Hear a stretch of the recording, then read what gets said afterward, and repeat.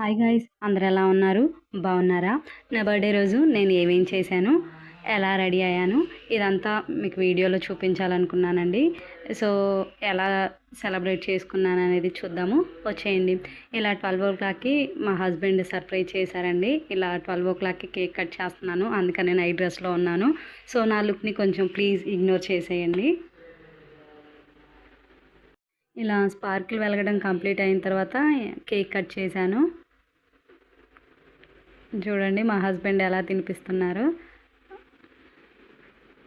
తర్వాత మా తమ్ముడు చూడండి బొట్టు పెడుతున్నాడు నాకు కేక్తో.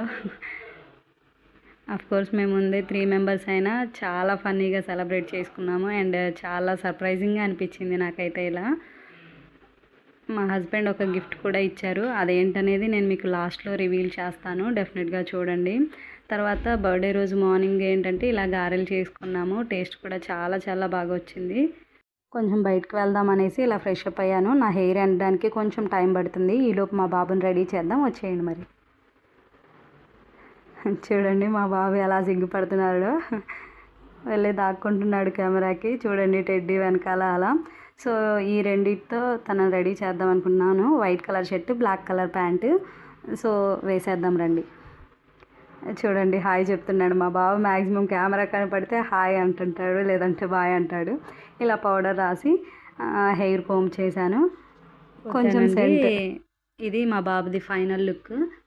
బాయ్ చెప్పేస్తున్నాడు. ఇప్పుడు నేను ఎలా రెడీ అయ్యాను అనేది చూద్దాం రండి. ఇది మా హస్బెండ్ నాకు నైట్ గిఫ్ట్ చేశారు. చెప్పాలండి చాలా పర్ఫెక్ట్గా ఫిట్ అయిపోయాయి, నాకు కూడా చాలా బాగా నచ్చాయి. సో ఎక్స్పెక్ట్ చేయలేదు ఇలా సర్ప్రైజ్ ఇస్తాడని. అండ్ ఒక డ్రెస్ కూడా ఇచ్చారండి, అది కూడా చెప్పలకి పర్ఫెక్ట్గా మ్యాచ్ అయింది, రెండు మ్యాచింగ్ లాగా ఉన్నాయి. కాకపోతే డ్రెస్ ఏంటంటే కొంచెం లూజ్గా అనిపించింది. సో ఎలా రెడీ అవుతాను అనేది చూపిస్తాను రండి. చూడండి డ్రెస్ వేసేసుకున్నాను. కొంచెం డ్రెస్ అనేది లూజ్ అయింది, పర్లేదు మేనేజ్ చేసేద్దాం.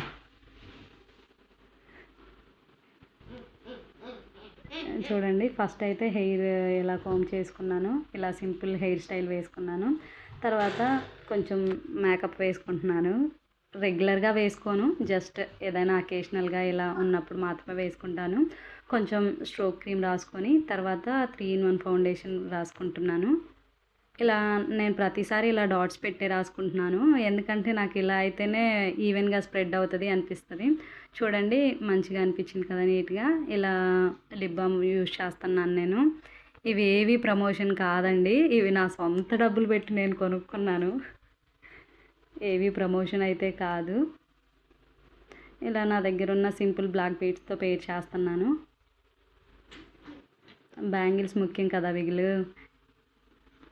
అవి కూడా వేసేద్దాం. తర్వాత నా ఫస్ట్ ర్యాక్ వాచ్ అండి, ఇది కూడా మా హస్బెండే గిఫ్ట్ చేశారు లాస్ట్ ఇయర్ బర్త్డే అప్పుడు. చూడండి. తర్వాత పల్మనాస్ నుంచి నేను ఈ బ్రాస్లెట్ తీసుకున్నాను ఒక 1 year బ్యాక్ ఏమో. సో అది కూడా పెట్టేసుకున్నాను నేను మ్యాక్సిమం అయితే సెంట్ యూజ్ చేయనండి, అందుకనే. సో ఇలా బాడీ ఆర్డర్ని కంట్రోల్ చేయాలంటే ఏదో ఒక రోల్ కావాలి కదా. సో నేనైతే ఇది తీసుకున్నాను. ఫైనల్గా ఇంకా దుప్పట్టా వేసేసుకున్నాము. చూడండి గ్రాండ్ లుక్ వచ్చింది కదా దుప్పట్టా వేసుకోగానే. డ్రెస్ కూడా చాలా బాగుందండి. అండ్ ఫైనల్గా మా హస్బెండ్ ఇచ్చిన చెప్పులు కూడా వేసుకుంటున్నాను. చూడండి ఎంత బాగున్నాయి కదా, మీకు నచ్చాయా?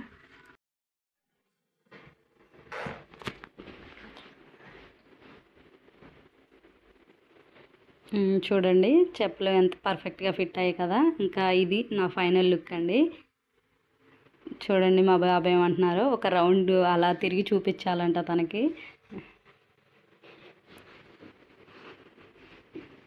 సో ఇంకా టైం అయిపోతుంది, బాయ్ బాయ్.